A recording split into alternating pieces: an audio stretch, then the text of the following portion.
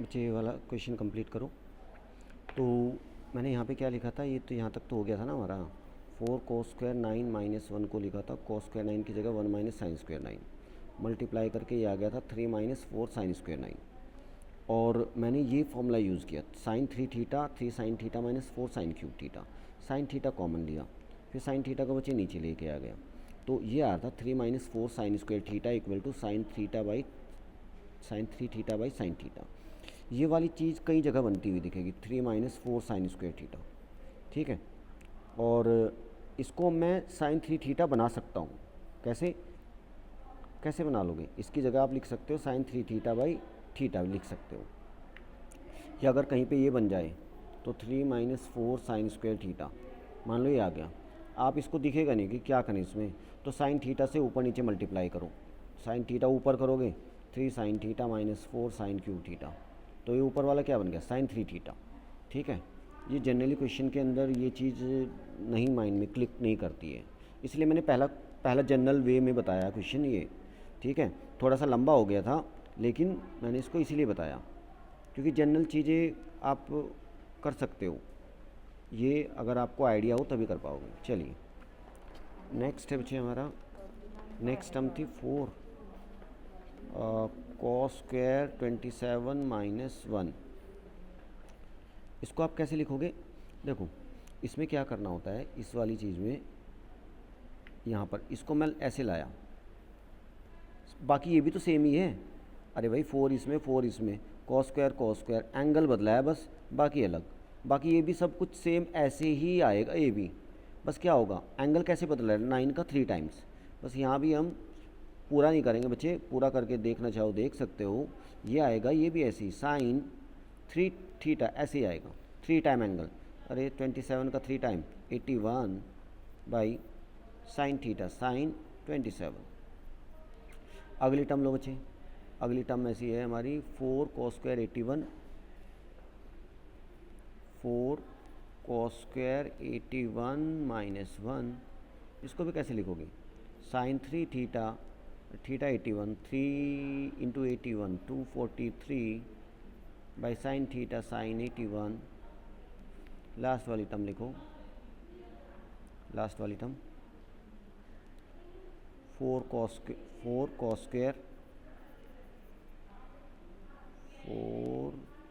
cos² 243 degree -1।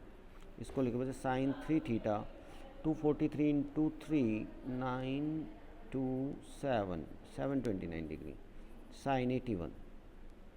Value रख दो ना जो लेफ्ट साइड थी, 36 इंटू सारी टर्म को मल्टीप्लाई करो, sine 27 by sine 9 sine 81 degree by sine 27 degree sine 243 degree by sine 81 sine 729 degree by sine 81।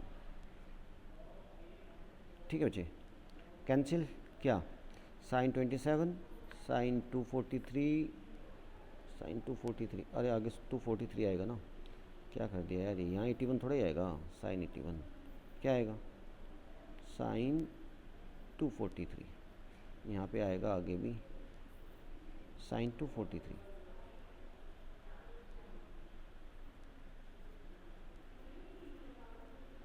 तो ये चीज़ें कैंसिल, साइन 81 से कैंसिल बचा क्या, 36 into sine 729 degree upon sine 9 degree. और भाई इसको हम लिख सकते हैं 36 साइन 729 को लिख सकते हैं साइन 720 प्लस 9, अरे 720 का मतलब 360 के 2 चक्कर प्लस 9 डिग्री अपॉन साइन 9, ठीक है। तो 360, ध्यान से देखो 360 प्लस थीटा, 360 के साथ क्या होता है trigonometric ratio no change, sine theta sine 9। और फर्स्ट क्वाड्रेंट में एंगल रहेगा, उसमें साइन कैसा होता है positive, sine 9 by sine 9 cut 36।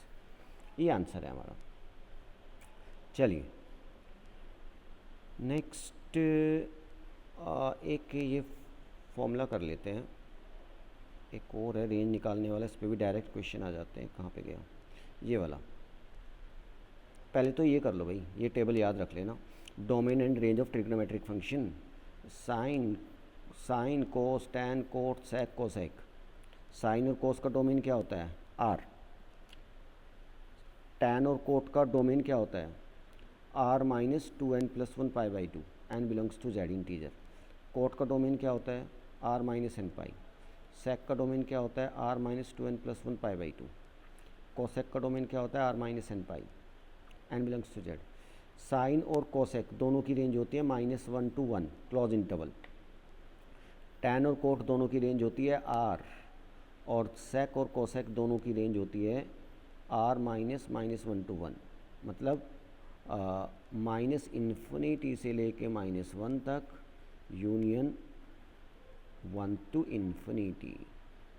ठीक है, मतलब सेक और कोसेक -1 और 1 के बीच में वैल्यू नहीं देते हैं, माइनस इन्फिनिटी से -1 के बीच में देंगे या 1 से इन्फिनिटी। ठीक है, इसके बीच में वैल्यू देते हैं, इनकी रेंज है। ठीक है, ये याद रखो, साइन एक्स पता है कब जीरो होता है? साइन एक्स कब कब जीरो होता है? Sine x equal to zero. भाई साइन एक्स कब जीरो होता है? Sir x equal to zero पर। हाँ, और भी बहुत सारे एंगल हैं। जीरो पाई पर भी जीरो होता है, 2 पाई पर भी जीरो होता है, 3 पाई पर भी जीरो होता है, 4 पाई, मतलब पाई के इंटीग्रल मल्टीपल, पाई का कोई भी मल्टीपल, इवन या ऑड, सब पर साइन जीरो होता है। तो sine x equal to zero, तो एक्स एंगल क्या क्या हो सकता है? एक नहीं, बहुत सारे एंगल होते हैं। एक्स क्या होगा बच्चे? N pi type, n belongs to Z. N pi मतलब इंटीग्रल मल्टीपल ऑफ पाई, इसके अंदर सब कुछ है। एन की वैल्यू रखते जाओ, 0 1 2 3 4, 0 पाई 2 पाई। ठीक है, याद रखो। आप बोले साइन पाई, आप बोलोगे 0, साइन 2 पाई 0, साइन 3 पाई 0। इस टाइप के एंगल जब भी दिखेंगे ना साइन के अंदर, आप बोल देना जीरो वैल्यू। ये दो चीज़ें तो पता ही होनी चाहिए। कॉस जीरो कहाँ होता है बच्चे? जब एंगल एक्स कैसा होता है? Odd multiple of pi by 2। X कैसा होता है? Angle odd multiple of pi by 2, तो कॉस क्या होता है? ज़ीरो होता है। मतलब जब x 2n+1 pi by 2, n belongs to Z, तो कॉस जीरो होगा। इसका मतलब एन की वैल्यू जीरो रखोगे पाई बाई 2 निकलेगा, एन की वैल्यू 1 रखोगे 3 पाई बाई 2, एन की वैल्यू 2 रखोगे 5 पाई बाई 2। नेगेटिव रखोगे तो पाई बाई नेगेटिव वाले भी मिल जाएंगे हमें, ये याद रखो। जब हम लिखते हैं ना टैन, टैन का डोमेन, तो भाई टैन को क्या लिखते हैं? Sine x by cos x, और वो पॉइंट हटा देंगे जहाँ पर कोस जीरो होता है, आर में से। कोस जीरो कहाँ होता है? यहाँ पर। तो आर में से वही तो पॉइंट हटाए हैं, आर में से, आर है रियल नंबर, उनमें से वो पॉइंट हटा दिए बच्चे। 2n+1 पाई बाई 2, मतलब पाई बाई 2 के और मल्टीपल। क्यों हटाए? क्योंकि टैन होता है साइन बाई कॉस, टैन होता है साइन बाई कॉस, और डिनोमिनेटर वहाँ पे क्या हो जाएगा? ज़ीरो, इसलिए हटा दिए। और कोट क्या होता है? कोस बाई साइन, डिनोमिनेटर में क्या है? साइन। साइन जीरो कहाँ होता है? एन पाई पर, इसलिए वो पॉइंट हटा दिए। ठीक है, सेक होता है 1 बाई कॉस, तो कॉस कहाँ जीरो होता है? 2n+1 पाई बाई 2, वो पॉइंट हटा दिए। कोसेक होता है 1 बाई साइन, 1 बाई साइन, और साइन जीरो कहाँ होता है? क्योंकि डोमेन के लिए क्या होता है बच्चे? Denominator not equal to zero. तो जहाँ डोमेन जीरो होता है उन पॉइंट को हटा दो आर में से। ठीक है, तो कोसेक होता है 1 बाई साइन, साइन जीरो कहाँ होता है? एन पाई पर, हटा दो। ठीक है, ये टेबल याद रखो। दूसरी, ठीक है, आगे बच्चे ये फॉर्मूला होता है इसमें, maximum and minimum greatest and least value of a sine theta plus b cos theta. अरे a sine theta plus b cos theta बोलो, या a cos theta plus b sine theta बोलो। ठीक है, बीच में प्लस आए या माइनस आए, कुछ भी आ जाए, ऐसे नहीं कि प्लस ही आए, माइनस भी हो सकता है। ठीक है, तो मैक्सिमम वैल्यू होती है बच्चे इसकी, लेकिन इस लाइन को देखो ध्यान से, maximum value of a cos theta plus या माइनस, कुछ भी हो, a and b real numbers है। साइन थीटा कॉस थीटा में एंगल बच्चे सेम है। ठीक है, ध्यान से देख लेना, a sine theta plus b cos theta, तो मैक्सिमम वैल्यू होती है root a square plus B square. A b कौन है? ये रहे ना, ए और बी, साइन और कोस के कॉफिशिएंट ए बी है। ठीक है, किसी को ए ले लो, किसी को बी ले लो, क्योंकि हमें तो क्या करना है? दोनों के स्क्वायर का सम करके रूट लेना है। मिनिमम वैल्यू होती है बच्चे इसकी a sine theta plus b cos theta minus root a square plus B square, बस बात ख़त्म। मैं आपसे